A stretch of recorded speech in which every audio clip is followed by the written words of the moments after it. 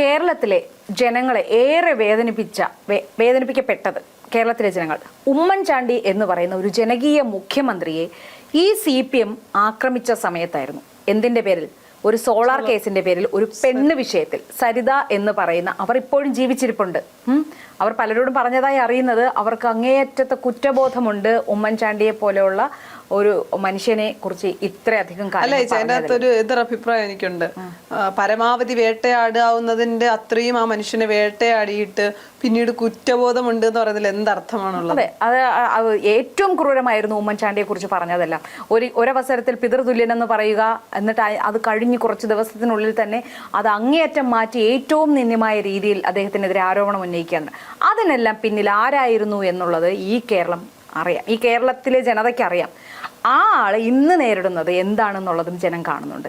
ഇപ്പോൾ മന്ത്രി KB ഗണേഷ് കുമാറിനുണ്ടായ ഈ എന്തുകൊണ്ട് പറഞ്ഞ ഈ പ്രണയ ദുരന്തം, അദ്ദേഹത്തിനുണ്ടായ ഈ പ്രണയ ദുരന്തത്തിൽ കേരളത്തിലെ ജനങ്ങൾ ഏറ്റവും അധികം ഓർക്കുന്നത് ഉമ്മൻചാണ്ടിയാണ്. അദ്ദേഹത്തോട് ചെയ്ത തെറ്റിന്റെ ഫലം, അതായത് കർമ്മഫലം, കർമ്മ ഈസ് എ ബൂമറാങ് എന്ന് പറയും, അത് ഗണേശന് തിരിച്ചടിച്ചിരിക്കുകയാണ്. KB ഗണേഷ് കുമാറിന്റെ പല വിധത്തിലുള്ള ഇത്തരം വാർത്തകൾ പുറത്തു വരാറുണ്ട്.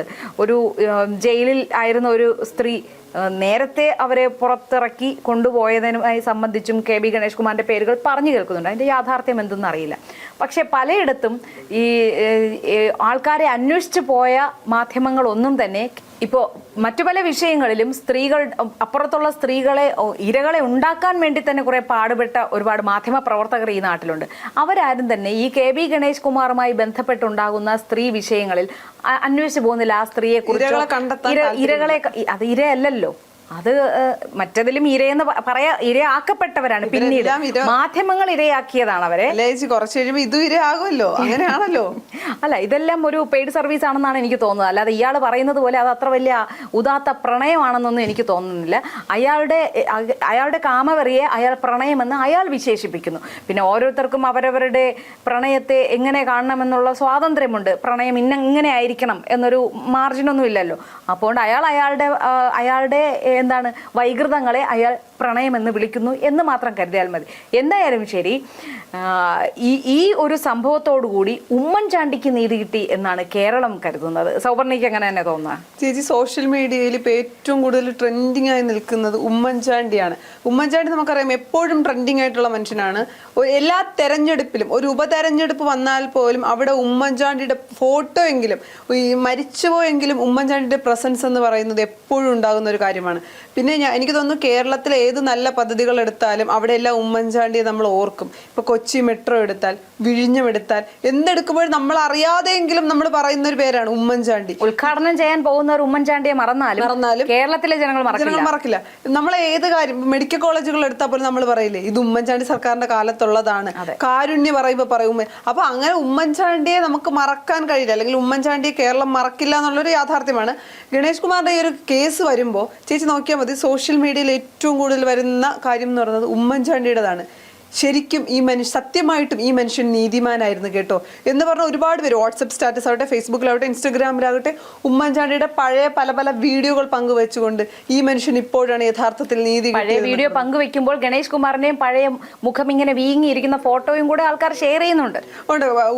ഗണേഷ് കുമാറിന്റെ കാര്യങ്ങൾ പറയുമ്പോൾ അതിനൊപ്പമാണ് ഉമ്മൻചാണ്ടിയുടെ കാര്യങ്ങൾ പറയുന്നത്. ചേച്ചി, എനിക്ക് തോന്നുന്നു ഈ ചാണ്ടി ഉമ്മനെ പോലെയായിരുന്നു, അല്ലെങ്കിൽ ചാണ്ടി ഉമ്മനേക്കാൾ ഉമ്മൻചാണ്ടിക്ക് സ്നേഹം ഉണ്ടായിരുന്ന ഒരു വ്യക്തിയായിരുന്നു ഗണേഷ് കുമാർ. അതേ ഗണേഷ് കുമാറാണ് ഉമ്മൻചാണ്ടിയെ വേട്ടയാടിയത് മുഴുവൻ, അല്ലെങ്കിൽ ഇതിന്റെ ഒക്കെ പിന്നിൽ ഗണേഷ് കുമാർ ആയിരുന്നു എന്നുള്ളതാണ്. KB ഗണേഷ് കുമാറിന്റെ അച്ഛനായ ബാലകൃഷ്ണ പിള്ള പോലും ഗണേഷ് കുമാറിനെ തള്ളി പറഞ്ഞിട്ടില്ലേ? അതാണ് കയ്യിലിരിപ്പ്. ആ ഒരു സാഹചര്യത്തിൽ പലപ്പോഴും പല സാഹചര്യങ്ങളും നമുക്കറിയാം ഉമ്മൻചാണ്ടി ഗണേഷ് കുമാറിനെ ചേർത്ത് നിർത്തിയിട്ടുണ്ട്. എല്ലാവരും തള്ളി പറയുമ്പോഴും ഉമ്മൻചാണ്ടി ചേർത്ത് നിർത്തി.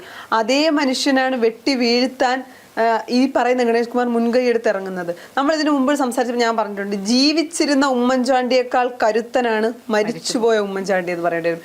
കാര്യം ഞാൻ വിശ്വസിക്കുന്നത് ഇന്ന് ഈ നിമിഷം പുതുപ്പള്ളി കല്ലറയിൽ ഉമ്മൻചാണ്ടി വിശ്രമിക്കുന്നിടത്ത് ഉമ്മൻചാണ്ടിയുടെ ആത്മാവ് സന്തോഷിക്കുന്നുണ്ടായിരിക്കും ഇങ്ങനെ ഒരു കാര്യത്തിൽ.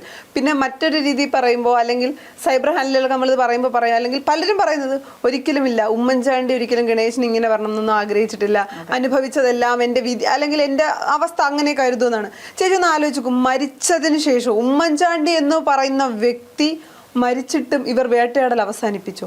ഈ അടുത്ത കാലത്ത് പോലും ചാണ്ടിയുമൻ അടക്കമുള്ളവർ ഗണേഷ് കുമാറിന്റെ പേര് പറയുകയുണ്ട് അപ്പയെ വേട്ടയാടിയ വിഷയത്തിൽ. അപ്പോഴൊക്കെ ഗണേഷ് കുമാർ തിരിച്ചടിക്കുകയാണ് ചെയ്തത്. അപ്പോൾ ഇതൊന്നും ഗണേഷ് കുമാർ അറിഞ്ഞില്ലേ? ഒരു തെരഞ്ഞെടുപ്പ് സമയത്ത് ഒരു സരിത എന്ന് പറയുന്ന ഒരു സ്ത്രീയെ, എന്താണ് ചേച്ചി പറഞ്ഞതുപോലെ, അച്ഛനായി കണ്ട അല്ലെങ്കിൽ അച്ഛന്റെ സ്ഥാനത്ത് കണ്ട് എന്ന് പറയുകയും പിന്നെ തള്ളി പറയുകയും ചെയ്ത സരിത എന്ന സ്ത്രീയെ വെച്ചാണ് ഒരു തെരഞ്ഞെടുപ്പിൽ ഉമ്മൻചാണ്ടി ഇവർ വെള്ളം കുടിപ്പിച്ചത്. ഉമ്മൻചാണ്ടിയെ പരാജയപ്പെടുത്താൻ ഇവർക്കായിട്ടില്ലെങ്കിൽ പോലും ആരോപണങ്ങൾ കൊണ്ട് ഉമ്മൻചാണ്ടി എന്ന മനുഷ്യനെ ഇവർ എത്രത്തോളം വേട്ടയാടി, അതിൻ്റെ എല്ലാമുള്ള തിരിച്ചടിയാണ്. അതും അടുത്ത ഒരു തെരഞ്ഞെടുപ്പ് സമയത്ത് ഗണേഷ് കുമാറിന് കിട്ടിയിരിക്കുന്നത്. ഈ പറയുന്ന പരാതി കോൺഗ്രസ് ഉണ്ടാക്കിയതല്ലല്ലോ, കോൺഗ്രസ് ഇറക്കിവിട്ട പരാതിക്കാരിയല്ലല്ലോ, ഈ പറയുന്ന പോലെ മെയിൽ അയച്ച പരാതിക്കാരിയല്ലല്ലോ. ഇതെല്ലാം യഥാർത്ഥത്തിലുള്ള കാര്യമാണല്ലോ, അതിൽ യാതൊരു സംശയമില്ല. സത്യം ചേച്ചി, ഉമ്മൻചാണ്ടിയെ ചേച്ചി നാലോചിക്ക് സരിതയുടെ ഇപ്പോഴത്തെ അവസ്ഥ എന്താണെന്ന്. അതെ, ഒറ്റ കാര്യം, ആ മനുഷ്യൻ സത്യം ചെയ്ത് അല്ലെങ്കിൽ സത്യമുള്ള മനുഷ്യനായിരുന്നു, നീതിമാനായിരുന്നു. അതുകൊണ്ട് തന്നെയാണ് ഇപ്പൊ സരിത ചേച്ചി പറഞ്ഞു സരിതയ്ക്ക് കുറ്റബോധമുണ്ട് എന്ന് പലരോടും പറഞ്ഞു. സരിത ഏത് അവസ്ഥയിൽ വന്നപ്പോഴാണ് സരിതയ്ക്ക് കുറ്റബോധം ഉണ്ടായത്? ഏത് അവസ്ഥയിലാണ് സരിതയെന്ന്? ഇതേ അവസ്ഥ ആയിരിക്കില്ലേ ഗണേഷ് കുമാറിന് വരാൻ പോകുന്നത്? ഇതൊന്നുമല്ല, ഇതിനേക്കാൾ വലിയ അവസ്ഥയാണ്. കാരണം ഗണേഷ് കുമാറിനെ ചേർത്ത് നിർത്തി എല്ലാവർക്കും ഗണേഷ് കുമാർ പണി കൊടുത്തിട്ടാണ് പോയിട്ടുള്ളത്. സ്വന്തം അച്ഛന് ഉമ്മൻചാണ്ടി. ഇനി അടുത്ത് പണി കിട്ടാൻ പോകുന്നത് ആർക്കാണെന്ന് അറിയാമോ? ഇല്ല, പിണറായി വിജയനെ കിട്ടിക്കോളും. അതല്ല, അതിനേക്കാൾ ഇപ്പൊ ഏറ്റവും അധികം ചേർത്ത് നിർത്തി പറയുന്നത് NSSന്റെ സെക്രട്ടറിയാണ്. ഇനി അടുത്ത് പണി കിട്ടാൻ പോകുന്നത് സുകുമാരൻ നായർക്കാണ്. അത് എന്തായാലും വൈകാതെ തന്നെ ഉണ്ടാകും. സ്വന്തം നേട്ടങ്ങൾക്ക് വേണ്ടിയിട്ട് ആരെയും ഏത് രീതിയിലും ഉപയോഗിക്കാൻ യാതൊരു മടിയുമില്ലാത്ത അയാൾ തന്നെ സ്വയം പറയുന്നുണ്ട്, ഞാൻ മികച്ച ഒരു ഭരണകർത്താവാണ്, ഞാൻ മികച്ചൊരു മന്ത്രിയാണ്. അദ്ദേഹം സ്വയം പറയുന്നു ആണ്. തുടക്കകാലത്തിലൊക്കെ നമ്മളെല്ലാവരും പറയുമായിരുന്നു വളരെ നല്ല മികച്ചൊരു മന്ത്രിയാണ്, അപ്പോൾ വ്യക്തിപരമായ കാര്യങ്ങൾ നോക്കണ്ട എന്ന്. അല്ല, വ്യക്തിപരമായ കാര്യങ്ങൾ നോക്കണ്ട, മികച്ചൊരു മന്ത്രിയാണ് എങ്കിൽ അത് എല്ലാവർക്കും ബാധകമാണ്. ഒരാൾക്ക് വരുമ്പോൾ അത് ബാധകമല്ല, എന്നാൽ എനിക്ക് വരും. അല്ല ചേച്ചി, അങ്ങനെയാണെങ്കിൽ ഞാൻ ചോദിക്കട്ടെ, മികച്ച മന്ത്രിയാണ്, വ്യക്തിപരമായിട്ടുള്ള ആരോപണങ്ങൾ നോക്കണ്ട എന്നാണെങ്കിൽ കേരളം കണ്ട ഏറ്റവും നല്ല മുഖ്യമന്ത്രിമാരിൽ ഒരാളായിരുന്നില്ലേ ഉമ്മൻചാണ്ടി? അതെ, ആ ഉമ്മൻചാണ്ടി എന്തുകൊണ്ട് ഉമ്മൻചാണ്ടി എന്തുമാത്രം വേട്ടയാടിയ മനുഷ്യനെ? സത്യത്തിൽ ഉമ്മൻചാണ്ടിയെ സ്നേഹിക്കുന്ന കേരളത്തിലെ ഒട്ടുമിക്ക ആളുകൾക്ക് ഉമ്മൻചാണ്ടിയോട് ഒരു സ്നേഹമുണ്ട്. കഴിഞ്ഞ ദിവസം ഏതോ ഒരു ഇന്റർവ്യൂവിൽ ഞാൻ ഇങ്ങനെ കണ്ടു, ഉമ്മൻചാണ്ടി ഓർ പിണറായി വിജയൻ എന്ന് പറയുമ്പോൾ ഉമ്മൻചാണ്ടി എന്ന് പറയുമ്പോൾ ഭയങ്കര സോഫ്റ്റ് അല്ലേ, ആ പേര് പോലും സോഫ്റ്റ് ആണ് എന്ന് പറയുന്ന അത്തരത്തിലുള്ള ചിന്താഗതിക്കാരാണ്. ഇപ്പൊ പല ആളുകളും സന്തോഷിക്കുന്നുണ്ടായിരിക്കും ഉമ്മൻചാണ്ടിക്ക് യഥാർത്ഥത്തിൽ വീണ്ടും നീതി കിട്ടി എന്ന് പറയുന്നത്. എന്താണ്, ഉമ്മൻചാണ്ടി അത്രത്തോളം ഈ ഗണേഷ് കുമാർ വേട്ടയാടിയിട്ടുണ്ട്. അതിനൊരു അവസാനം എന്ന രീതിയിൽ ഉമ്മൻചാണ്ടിക്കൊപ്പം അല്ലെങ്കിൽ കോൺഗ്രസിനൊപ്പം ഗണേഷ് കുമാർ ഉണ്ടായിരുന്ന സമയത്ത് തന്നെയാണ് ആദ്യം യാമിയുടെ പരാതി വരുന്നത്. അന്ന് ഗണേശിനെതിരെ നടപടിയെടുത്ത ആളാണ് ഉമ്മൻചാണ്ടി. യഥാർത്ഥത്തിൽ ഉമ്മൻചാണ്ടി എടുക്കുന്നതായിരുന്നില്ലേ സ്ത്രീപക്ഷ നിലപാട്? ഇങ്ങനൊരു പരാതി വന്നപ്പോൾ മന്ത്രിസഭയിൽ നിന്ന് എന്തുകൊണ്ട് ആ നിമിഷം മുഖ്യമന്ത്രി പിണറായി വിജയൻ ഗണേഷ് കുമാർ ഒഴിവാക്കിയില്ല? അങ്ങനെ ഒഴിവാക്കിയിരുന്നെങ്കിൽ കപ്പിൽ ചായ കുടിക്കുമ്പോൾ പോലും ഇരയ്ക്കും അല്ലെങ്കിൽ അതിജീവിതമാർക്കും ഒപ്പം നിൽക്കുന്ന PR ടീം പറഞ്ഞു കൊടുത്ത ബുദ്ധി എവിടെയെങ്കിലും ഫലിക്കുമായിരുന്നു. ഇത് എവിടെയും ഫലിച്ചിട്ടില്ല. ഇത് എന്താണ്, ഇനിയെങ്കിലും ഈ മന്ത്രിസഭാ യോഗം കഴിയുമ്പോൾ അറിയാമല്ലോ എന്ന്. പക്ഷെ സോഷ്യൽ മീഡിയ മുഴുവൻ വീണ്ടും ഉമ്മൻചാണ്ടിക്ക് നീതി കിട്ടിയെന്നാണ്. പലരും സോഷ്യൽ മീഡിയയിലൊക്കെ കണ്ട ഒരു കാര്യമാണ്. കമന്റുകൾ പോലും പറയുന്നുണ്ടായിരുന്നു, ഉമ്മൻചാണ്ടിക്ക് സ്വർഗത്തിൽ സ്പെഷ്യലായ ഒരു സ്ഥലമുണ്ട്, അവിടെ ഇരിക്കുന്നുണ്ട്. ഇപ്പോഴും ഉമ്മൻചാണ്ടിയുടെ മുഖം പൂർണ്ണമായി തെളിഞ്ഞിട്ടില്ല. കാര്യം ദൈവം ചോദിച്ചപ്പോൾ ഉമ്മൻചാണ്ടി പറഞ്ഞു, എന്നെ ഇത്രയും വേട്ടയാടിയത് ഞാൻ എൻ്റെ മകനേക്കാൾ കൂടുതൽ സ്നേഹിച്ച ആ വ്യക്തിയാണ് എന്ന് ദൈവം സഹികെട്ട് അല്ലെങ്കിൽ ഉമ്മൻചാണ്ടിയുടെ സങ്കടം കണ്ട് ചെയ്തതാണെന്നൊക്കെയാണ് സോഷ്യൽ മീഡിയയിൽ പറയുന്നത്. എന്തായാലും ഒരു തെരഞ്ഞെടുപ്പിന്റെ സമയത്ത് ഗണേഷ് കുമാറിന് ഇത്തരം ഒരു പണി കിട്ടിയിട്ടുണ്ടെങ്കിൽ, എന്തായാലും പണി കിട്ടിയെന്നുള്ള കാര്യത്തിൽ യാതൊരു സംശയവുമില്ല. അത് ഉമ്മൻചാണ്ടി എന്ന മനുഷ്യനോട് ഇവർ ചെയ്ത തെറ്റിന്റെ ഫലം തന്നെയാണ്. ഇതിലൊന്നും അവസാനിക്കില്ല, ചേച്ചി ഉറപ്പിച്ചോ. കാര്യം ഉമ്മൻചാണ്ടിയെ വേട്ടയാടിയ ഉമ്മൻചാണ്ടി സത്യമുള്ളത് കൊണ്ടാണ് ഇന്ന് സരിതയ്ക്ക് കുറ്റബോധമുണ്ട് എന്ന് ഒരാളോടെങ്കിലും പറയേണ്ടി വന്നത്. അതേ അവസ്ഥ ഗണേഷ് കുമാറിനും ഉണ്ടാവും. ഈ വരുന്ന തെരഞ്ഞെടുപ്പിൽ അതിനുള്ള തിരിച്ചടി ഗണേഷ് കുമാറിന് കിട്ടുകയും ചെയ്യും.